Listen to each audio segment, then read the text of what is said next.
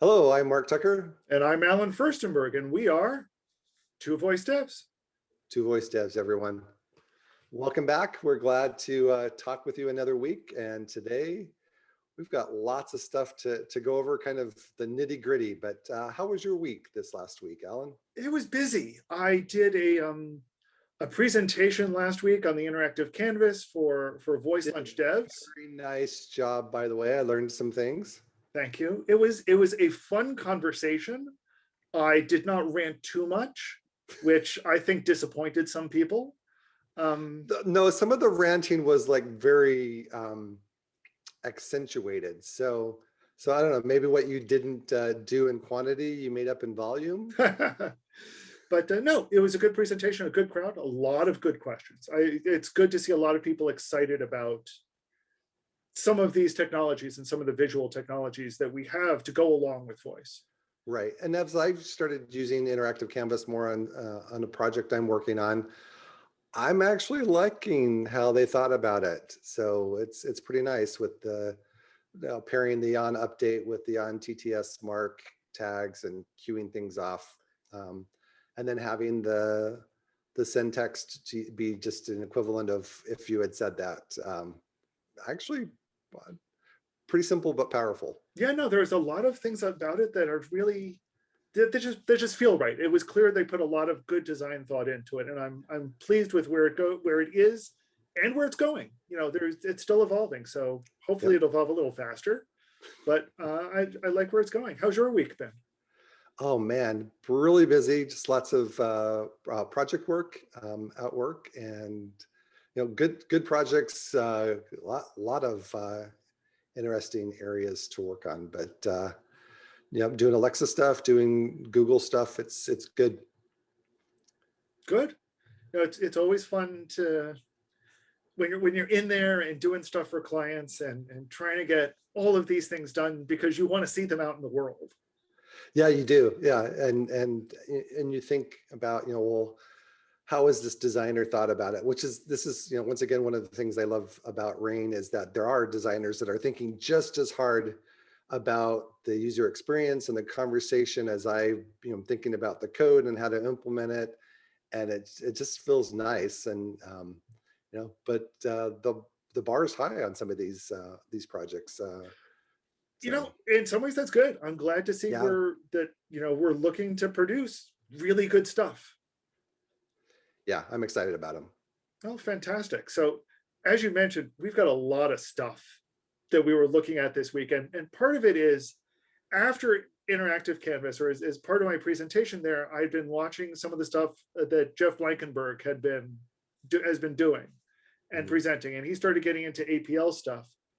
And I kind of realized as I started reading up on APL that there were just a lot of basics about how the Alexa intent model and how the Alexa event model worked. And we kind of touched on that a couple of weeks ago as well.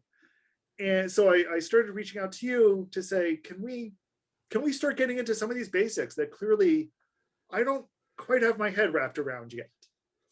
So let's kind of start diving into some of that. All right, so I'm going to divide it into two broad categories. That's going to be intents, which are going to include intents and slots. And then later on, we're going to talk about what would be grouped in something that we'll call events. So looking at intents, there is the standard built-in intents. Then there are built-in intents, and then you've got built-in slots. Okay, I know that you don't really have all of that stuff to worry about on the Google side, but so what is the difference between a standard built-in intent and a built-in intent? All right, so let's go through some of the standard built-in intents. So that's going to be the things that you're going to use for most of your skill anyway. So it could be asking for help. It could be starting a game over. It could be doing things with like with the audio player, turning loop on or loop off, or shuffle mode on, shuffle mode off. Those are actually built-in intents that you just use. They give you a full range of utterances that are already mapped to that. Sometimes a built-in intent allows you to extend it with your own custom phrases. Sometimes it doesn't. It's kind of where it's not necessarily always easy to know when that is.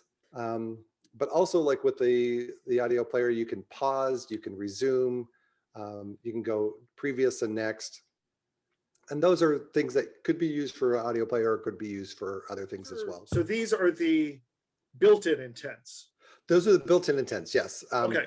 There's really nothing that you have to do with them. You just kind of use them and say that you're going to use this intent, and then you implement it with a handler and you're good to go. Okay, so you do need to register that you will accept one of these intents. Yes. Okay.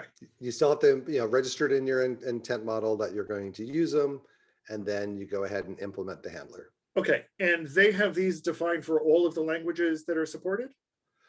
I think most of these they do. Okay. There's some additional ones. So for example, like if you want to repeat something that somebody had said before, or what, kind of repeat back what the person has just said, or if you want to end your skill with like cancel or stop, or if you want to handle a case where it doesn't match anything, you get a fallback intent. So those are the ones that are kind of the main ones that you use over and over. I think most of those are available in all languages. There might be a few that aren't, but I think they are. So it's interesting that you mentioned the repeat intent, because this is Google for years, had some similar things on Dialogflow, and when they moved over to Actions Builder, it was missing a few of them, and they just released a repeat intent available for Action Builder, which was kind of a surprise. No one was really expecting this. The other surprise, though, was that it was only released in English. Oh, that's interesting. Reasons that don't make any sense whatsoever. So you haven't had a repeat intent. There has been no built-in intent for repeat. So we had to, most people built one themselves. Multivocal, I included a sample one for what to do. It was just a bunch of sample phrases. The funny part, however, is that they required you to implement it. Oh, they required you to implement it, but you had to come up with the phrases yourself. Come up yourself. Exactly. Any other quirky ones like repeat that aren't implemented, but they've got around to it? Or well, again, back in Dialogflow, one of the things that people had been asking for a lot was a yes/no intent, or a yes intent and a no intent, a true/false, or acknowledgement, or something like that. And there was no built-in intent for that. But if you used follow-up intents, which is another story completely, they could insert a yes follow-up and a no follow-up for you. Even though, so there was no type for yes and no, or true, false, or Boolean, or whatever. But they would create one for you if you created a follow-up intent. So and that was a bit disappointing in a lot of ways. Yeah, so if you created a certain situation, they would help you out. But right. Action Builder now, again, and this is brand new within the past couple of weeks, introduced a yes intent and a no intent, again, only in English. And they go to extremes in the documentation to say, if you do these, and you need to support other languages, you need to create those intents on your own. And you just kind of look at that and go, well, how are you helping me then? What's the point of this? Over time they're going to add other languages. It just seems kind of weird. It's like it's not that hard to create. Right. The other yes and no in other languages, right? Well, it is surprisingly hard in some cases. From talking to people who were working on bundles that you could just load in, because one of the nice things about Action Builder is you could load in additional intent. You could import intents and types, for example. It's not always a straightforward, simple phrase translation. Saying yes in German can be complicated sometimes. So it's not always as straightforward. So I've been told. I don't speak German, so I can't answer this. But it was interesting and surprising to me that they didn't try. Are there yes no intents in built-in intents? Yeah, sorry, I keep trying to remember if we're talking about built-in intents or standard built-in intents. Okay. Yes, there are, and there have been for a long time. Okay. So wait, so repeat is a built-in intent, and yes and no are standard built-in intents, or did No, I get that everything we've talked about so far are standard built-in. intents. Okay. I got it now. Really? Yeah, yeah. The other class are of well, we can talk about those in a minute, but so yes, no, and resume is new on the Google side of things. Repeat. Oh, repeat, Not resume. sorry. Yes, no, and repeat. Yeah. Don't go there with the audio. Right. What about handling when there is no input, or it doesn't find because I guess there's a case where it doesn't find the slot that you're looking for, or it can't find the intent at all, or so on the dialog flow side, there has always been something known as a fallback intent. And it's actually multiple fallback intents, because you can have a fallback intent, an overall fallback intent, and a fallback intent for a particular context. Just like you can have other intents for a particular context. And those work pretty well. And there are other clever things about it, but basically, when nothing else matches, it hits the fallback intent. And on the action builder side, there is an intent called a no match intent. And really there is a no match 1, no match 2, and no match final. So if you don't match 3 times in a row, it forces you out. But you could, I guess, say different things each time. Yes. Right. So normally the way that we think about this is, the first time someone says something that doesn't match, you might just want to say, I'm sorry, can you repeat that? Or I'm sorry, I don't understand. And the second time you might say, I'm not sure I understand. You can tell me to do things like example 1, example 2, example 3. So it's this notion of progressive help. Okay, that makes sense. Anyway. I'm not thrilled with the implementation, but that's but anyway. One of the strange things though is starting in October, under certain circumstances, if you either used a fallback intent or you used a no match and it didn't match, one of these got triggered, and the phrase would have been one that the Google Assistant can handle, it would have taken it over, terminated the action, and responded to it using the assistant. So what do you mean by something that the assistant could have answered? Are you talking about like a 1P question? Well, we think so. So, and that's part of the question, is that it certainly seems like it's 1P thing. So for example, the example they give, and they're now calling this no match yielding.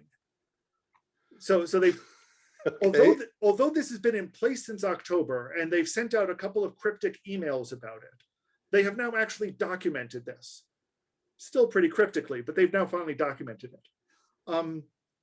So the example they give is, if somebody is playing Snatchword and they say, what is the weather tomorrow? That's obviously not part of the game. Right. So you would probably handle it using no match. But the assistant detects that and it says, oh, I know how to handle that.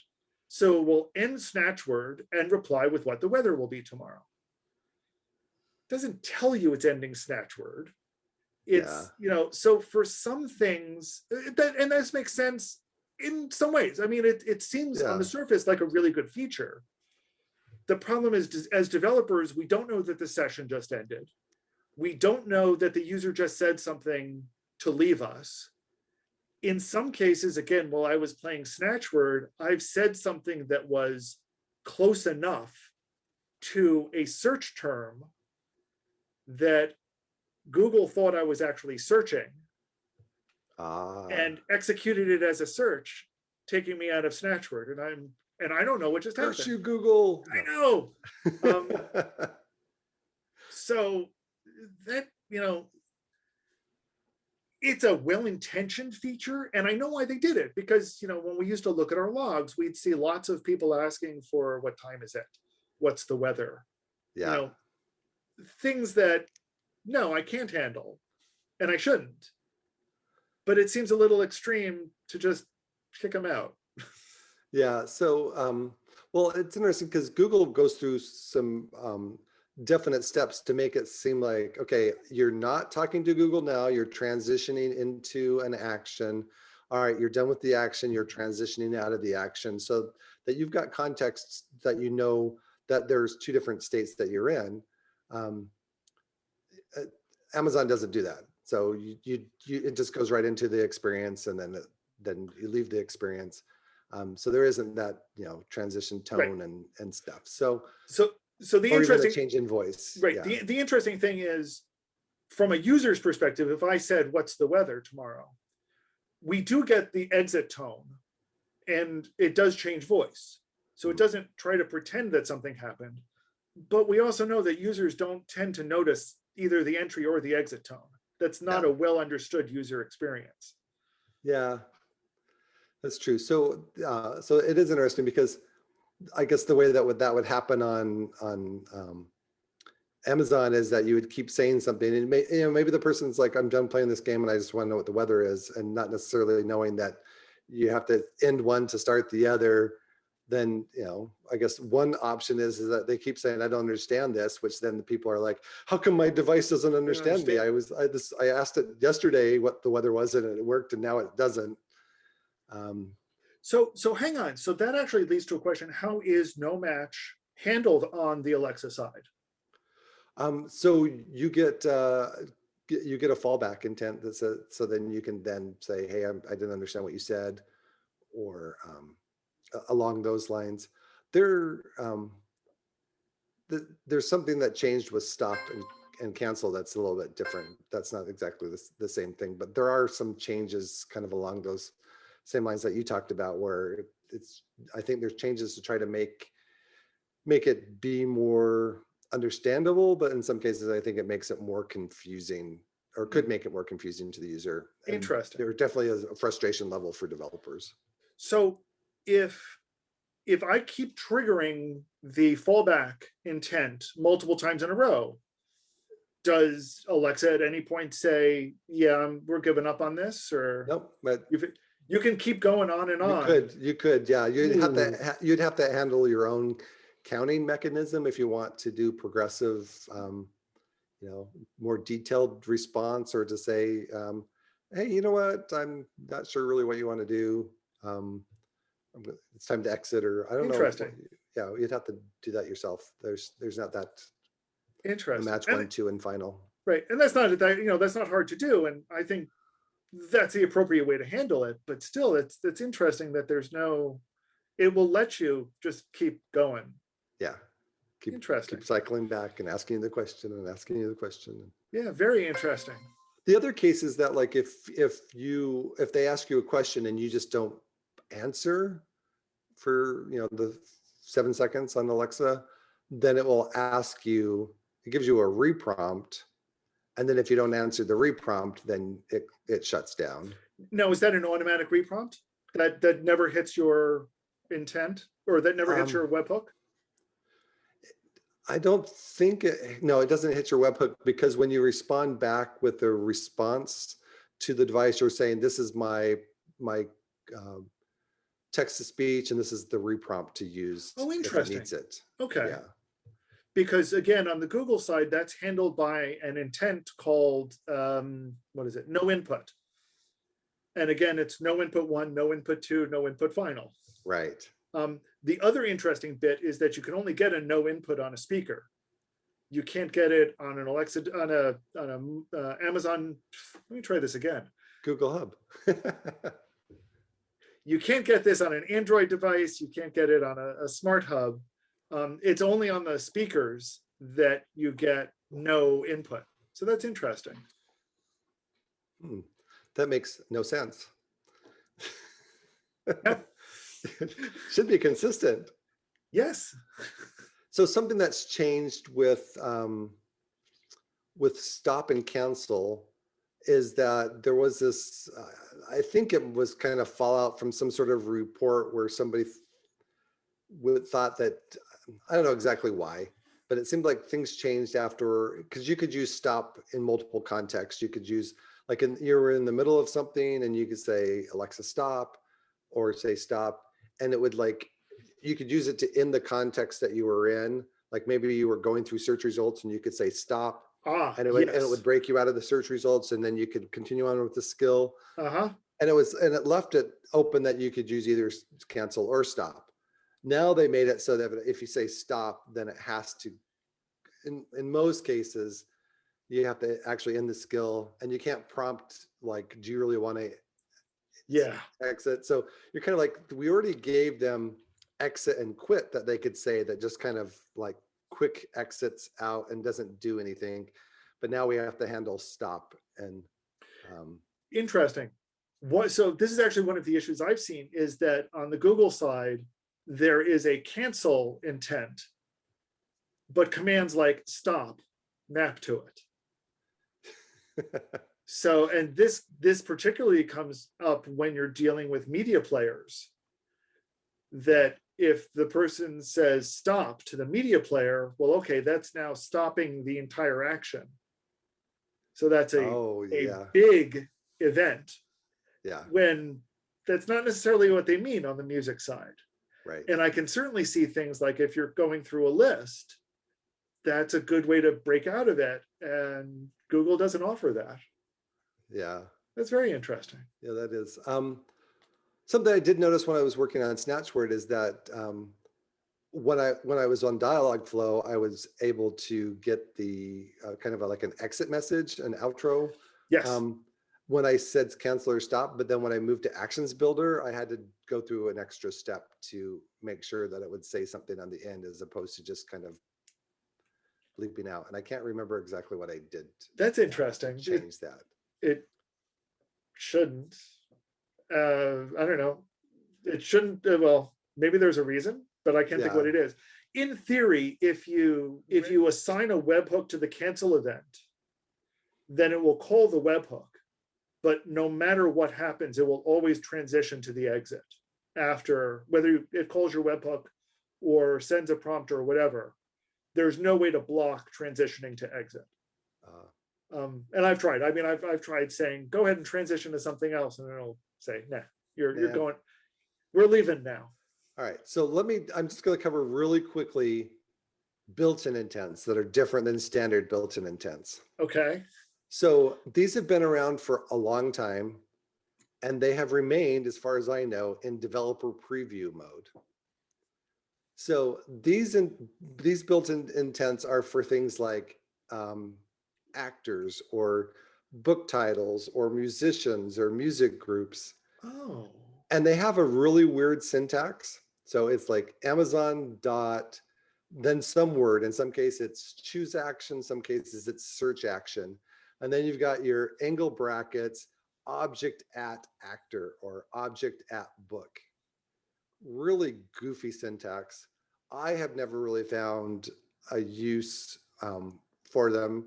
You know, I'm not doing something, I guess if I was doing something for a skill in a specific category for books or musicians or things, then that could help, but I Interesting. don't typically do that. How do these relate to the recently announced specialty types? I don't think there's any relationship to them. Interesting. Yeah. Because some of the new types that are being talked about were things like movies and actors and names and places, and interesting. Yeah. Yeah. So I'm not sure of that. Huh. So it's just kind of a quirky category that I guess if you've got that, you know, you really need that exact group of information, then go ahead and use it. But I typically don't, and haven't found a use for them. When were these? I'm curious. When were how old are how long have these been around? I would say at least 2 years. Huh. Maybe 3. They've been around for quite a long time. I'm increasingly wondering now you have me really curious. If these were just an early approach that they had towards these built-in, these new types that they announced within the past, what, 2 or 3 months. Yeah, I'll have to see. I don't, yeah, I'm And if not that was sure. just an early attempt at the idea and It they didn't, realized there were better ways to do this. yeah, because it is a really goofy, quirky syntax. I'm just like, Hmm. that is weird. So the other thing is that you could either have the whole intent be built in, or you can have built-in slots. So I think Dialogflow had more of this option than Actions Builder does, but it would be things like date, duration, like a 4-digit number, regular number, ordinal number, phone number, Mhm. time. Some of the newer ones are color, country, language. Yeah, those ones that I was talking. Yeah. So, but yeah, yeah. So the newer ones, day of week, genre, room. So I don't know that there's really a good match between those. And then you've got kind of your one that's search query, which allows you have to make sure you have an anchor Mhm. phrase someplace, but then it's kind of like, and then the rest of whatever they say, which is the closest that you get to um, getting the text that somebody says um, on an Alexa device. So those Right. are the built-in.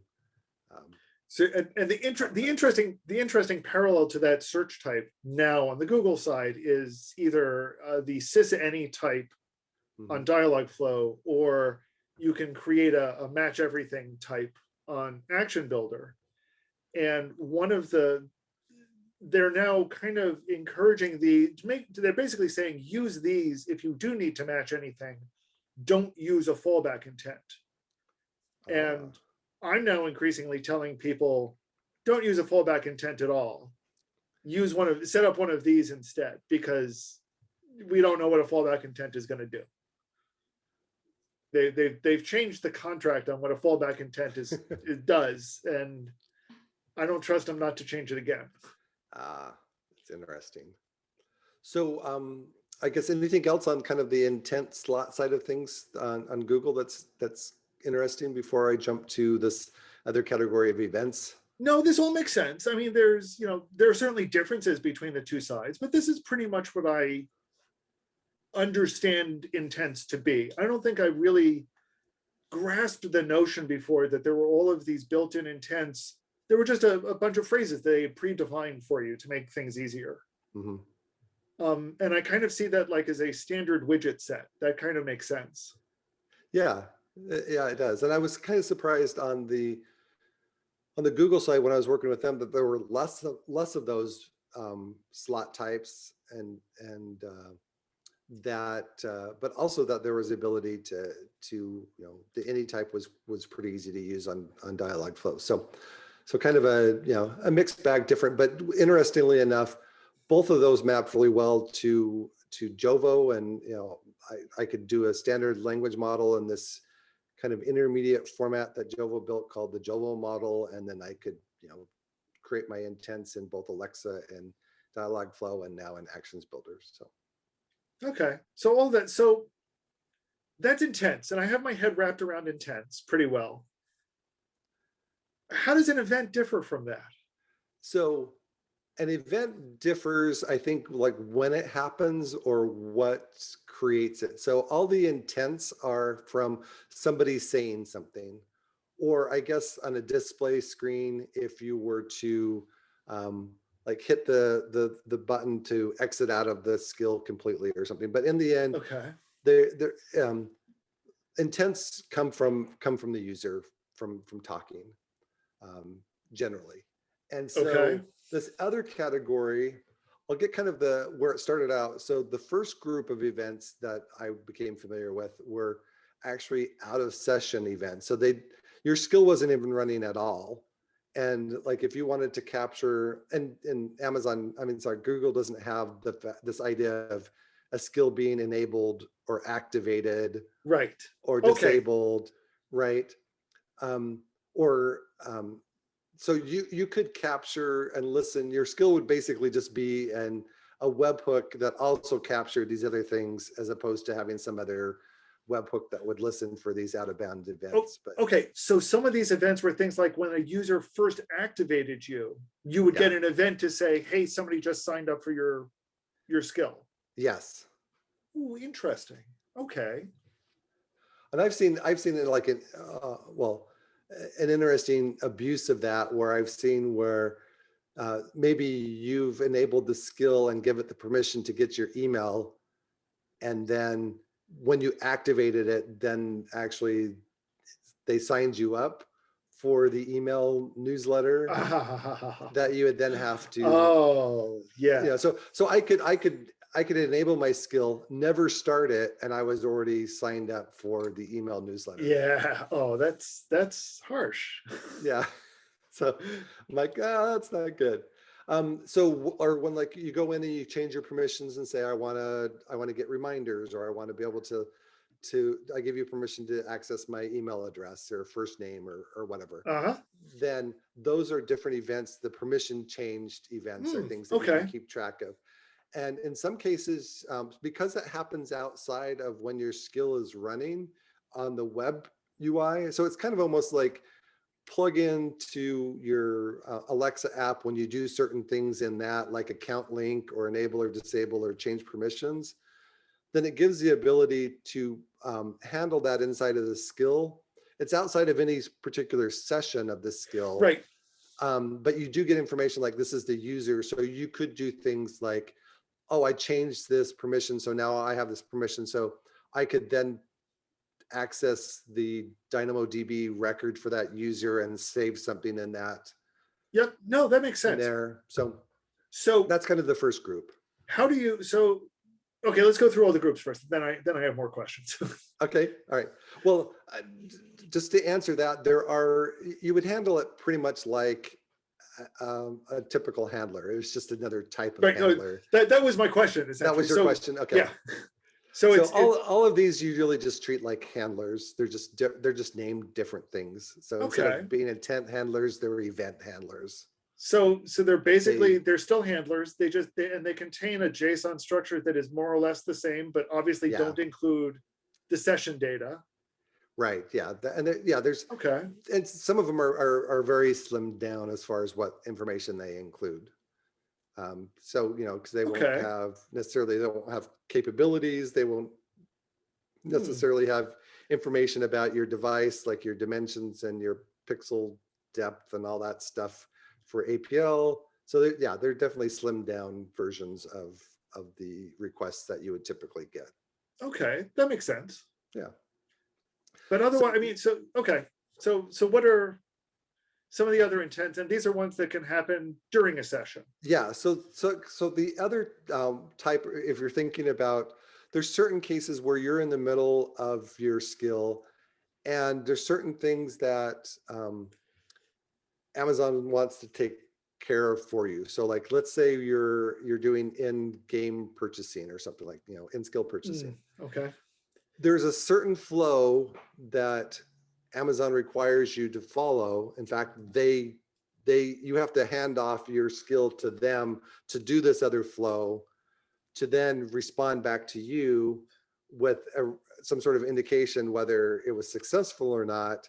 I guess kind of how Google handles permission requests by Well, voice, right? that's where I was going to go with this. So Yeah, so finish your description, and then we'll it try to make seems the analogy.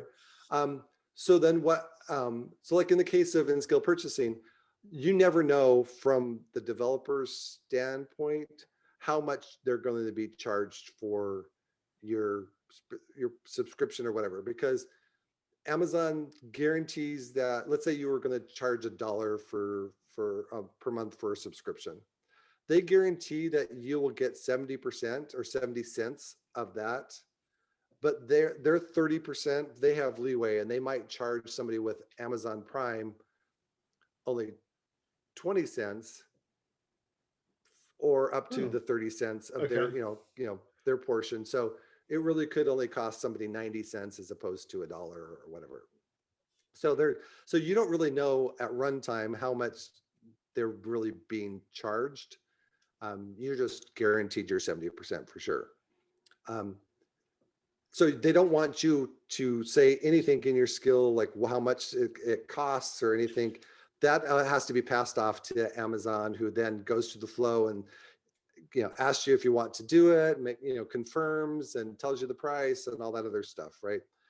Um, at which point then you get a handler back in. It's a special handler type, which is basic. It kind of varies depending on what type of flow you pushed out to. Then you get something back which has the different conditions as far as, was it successful? Did they cancel? Did they, Uh-huh. and the same type of thing, like if there's an upsell, you can do an upsell one, which where they kind of flow into the, would you like to, know more, or that type of thing. There's another one for if you're doing actually Amazon Pay stuff, if you're wanting to buy a physical good or Uh-huh. service, then that's a flow that you'd push off to, or like PIN numbers. Like I wouldn't know the PIN number that you've got, Right. And and we wouldn't, I don't want any access at all to it. I don't want access to your right. credit card number. I don't want access to your PIN. That's something that Amazon controls completely and tells you, yep, they passed the PIN check, or they know because of certain reasons. And then you can just continue on. And the nice thing is that it's still all inside of that flow. So then you can say, okay, subscription purchased, or you could say, oh, I'm sorry, your PIN, we weren't able to access, or verify your PIN. Please go to your Alexa app and enter in a PIN, or whatever it is. But you at least can gracefully proceed or degrade after you get a response back, because you get complete control Mm-hmm. before and then after the flow. So it's interesting. Under dialogue flow, there was also this notion of events for a lot of things. Mm-hmm. So like, when you would request user information, or when they would log in, the completion of it was indicated by an event that came back. But under dialogue flow, it would take that event and you'd need to register it as an intent. So one of the things you could do for intents is say, this intent handles this event. And one of the events, for example, was an invocation event, a welcome event. And there was an account linking event and so forth. Under Action Builder, it got a little more complicated. So most of these are represented by fields that are in the session structure, which in your scene, you'd need to check for whether that field is filled in. But others are handled by intents. So for example, if a user, when audio finishes playing, for example, that is a media finished event. Sorry, a media finished intent under Action Builder, while that would have been a media finished event under dialogue flow that you would then map into some whatever intent you wanted. Right. So it's interesting and a little more complicated.